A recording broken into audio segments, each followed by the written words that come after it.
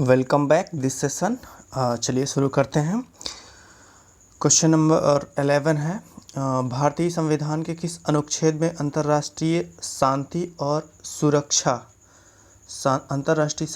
सुरक्षा तथा भारत की विदेश नीति का वर्णन किया गया है। ये पूछ रहा है किस अनुच्छेद में भारतीय संविधान के, क्या पूछ रहा है कि भारतीय संविधान के किस अनुच्छेद में अंतर्राष्ट्रीय शांति और सुरक्षा तथा भारत की विदेश नीति का वर्णन किया गया है। तो यहाँ पर देखिए ऑप्शन दिया है। ऑप्शन ए में है अनुच्छेद 44, यहाँ पे है अनुच्छेद 48A और अनुच्छेद 49, अनुच्छेद 51। ठीक है, तो विदेश नीति और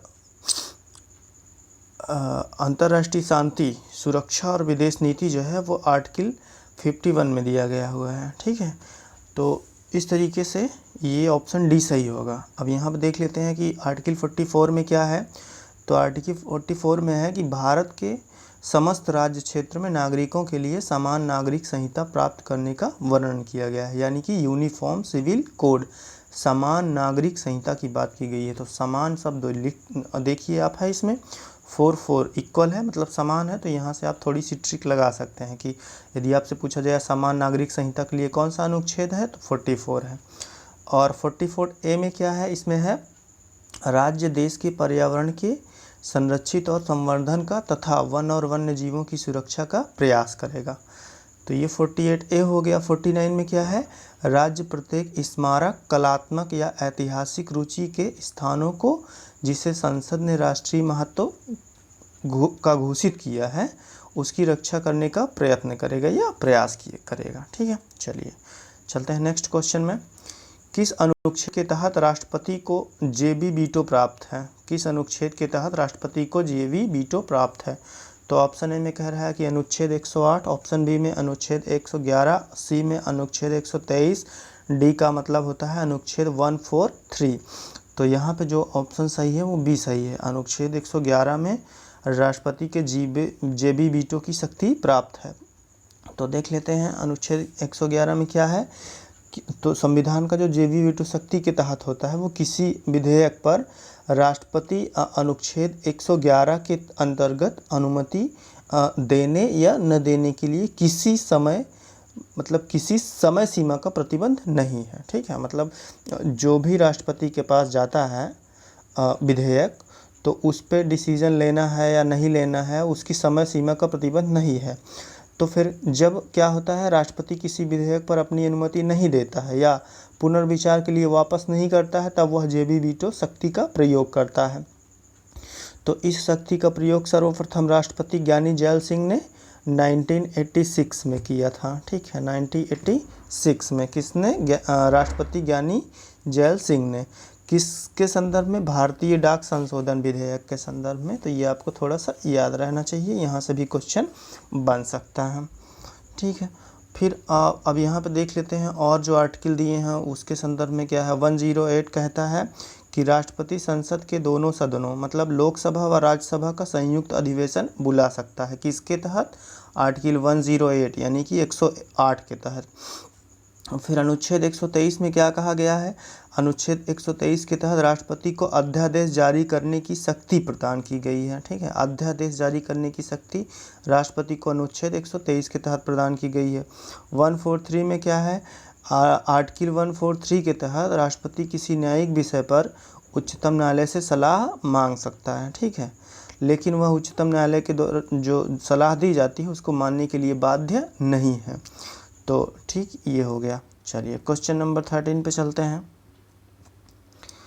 पूछ रहा है कि निम्नलिखित में सबसे कम अवधि तक राष्ट्रपति कौन रहे? ऑप्शन ए में कह रहा है डॉक्टर जाकिर हुसैन, बी में कह रहा है फखरुद्दीन अली अहमद, सी है ज्ञानी जैल सिंह, डी में डॉक्टर एस राधा कृष्णन। तो यहाँ पे जो ऑप्शन ए सही है वो डॉक्टर जाकिर हुसैन सही है।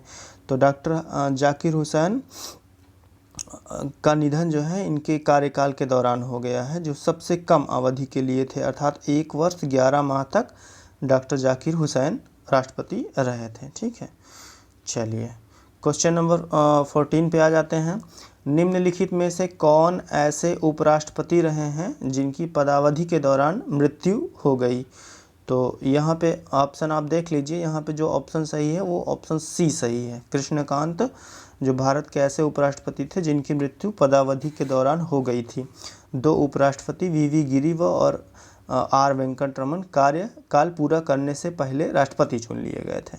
ठीक है, तो कृष्णकांत की जो है मृत्यु वो पदावधि के दौरान हो गई, यानी कि जब वो उपराष्ट्रपति थे। क्वेश्चन नंबर 15 पे आते हैं।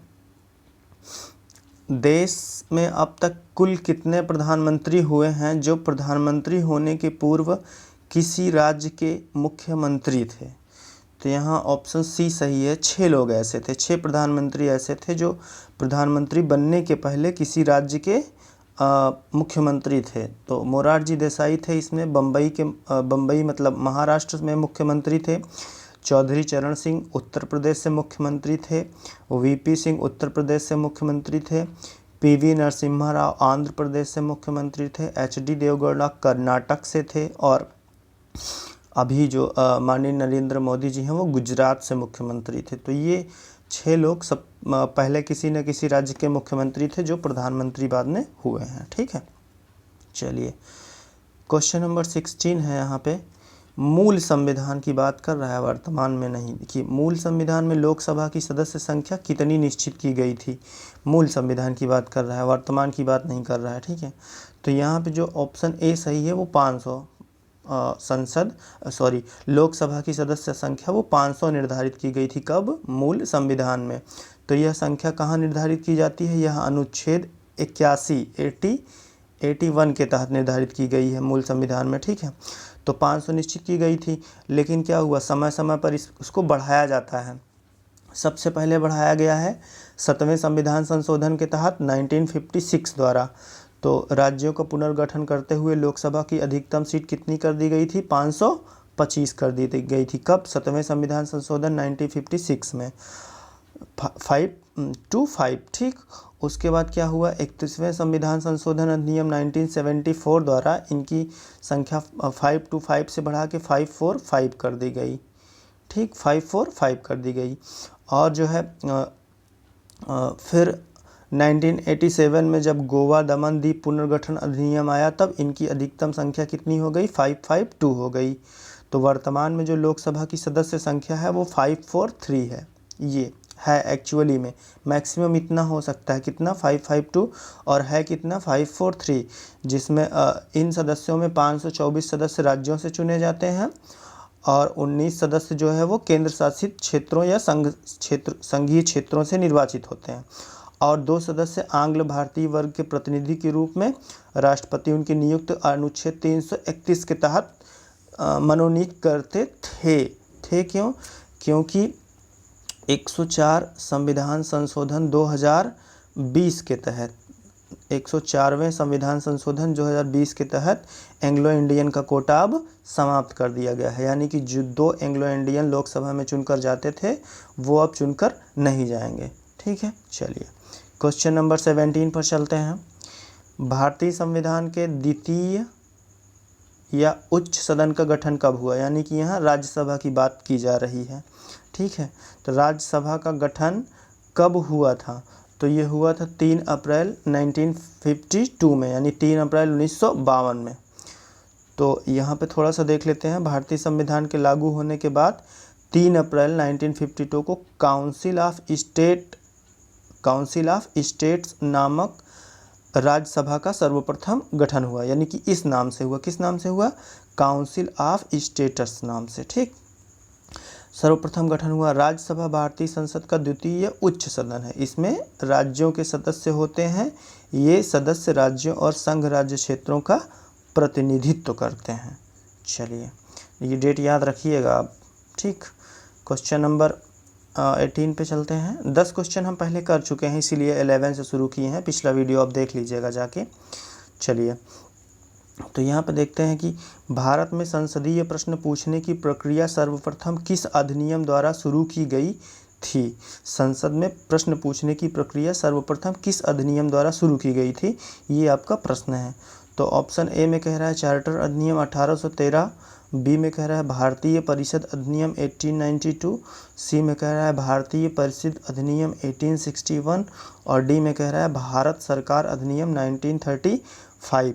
तो इसमें जो ऑप्शन सही है वो ऑप्शन सही है 1892, यानी कि ऑप्शन बी, भारतीय परिषद अधिनियम 1892 से ऐसा हुआ। तो संसद में प्रश्न पूछने की जो प्रक्रिया हुई है वो सबसे पहले कहाँ शुरू हुई है? वो इंग्लैंड में शुरू हुई है। कब शुरू हुई है? 1721 ईस्वी में। ठीक है। भारत में जो संसदीय प्रश्न पूछने की प्रक्रिया वो कब शुरू हुई है? 1892 में भारतीय परिषद अधिनियम के अंतर्गत ये प्रक्रिया शुरू हुई। तो प्रतिदिन जो संसद के दोनों सदनों में बैठक के पश्चात कार्यवाही का जो प्रथम घंटा होता है वो 11 से 12 बजे तक वही प्रश्नकाल होता है। ठीक, चलिए क्वेश्चन नंबर 19 पे आते हैं। भारत सर्वप्रथम किस प्रधानमंत्री के मंत्रिपरिषद के विरुद्ध अविश्वास प्रस्ताव लाया गया था? सर्वप्रथम यानी कि पहली बार किस प्रधानमंत्री के मंत्रिपरिषद के विरुद्ध अविश्वास प्रस्ताव लाया गया था? तो ये ऑप्शन यहाँ पे जो है ये ए सही है। पंडित जवाहरलाल नेहरू के काल में लाया गया था। तो अविश्वास प्रस्ताव का उल्लेख संविधान में नहीं किया गया है। जो अविश्वास प्रस्ताव लाया जाता है मंत्रिपरिषद के खिलाफ उसका उल्लेख संविधान में नहीं किया गया है। संविधान के अनुच्छेद 118 के तहत संसद के प्रत्येक सदन को यह शक्ति दी गई है कि वह अपनी प्रक्रिया और अपने कार्य संचालन के विनियमन के लिए नियम बना सकेगा।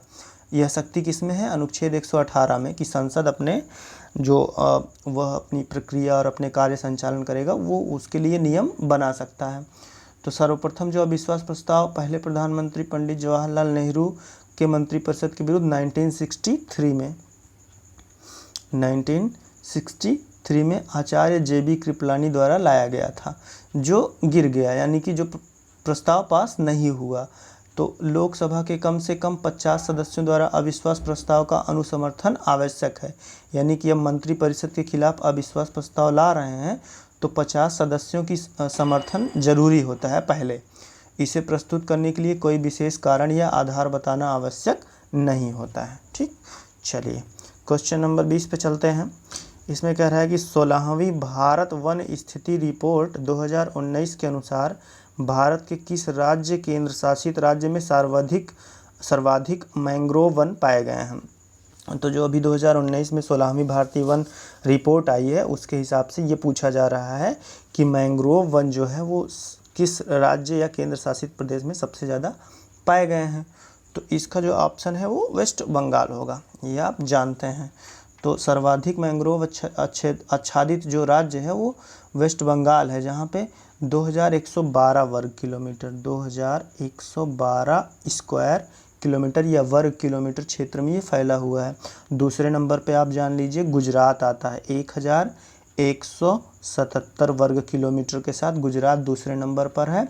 फिर अंडमान निकोबार द्वीप समूह का नंबर आता है जहाँ पे 616 वर्ग किलोमीटर मैंग्रोव वन पाए जाते हैं। उसके बाद आंध्र प्रदेश है जहाँ पे 404 वर्ग किलोमीटर क्षेत्रफल में मैंग्रोव वन पाए जाते हैं। तो इस तरीके से आज भी हमने 10 क्वेश्चन किया है। पूरा वीडियो देखने के लिए आपको बहुत बहुत धन्यवाद। Have a nice day.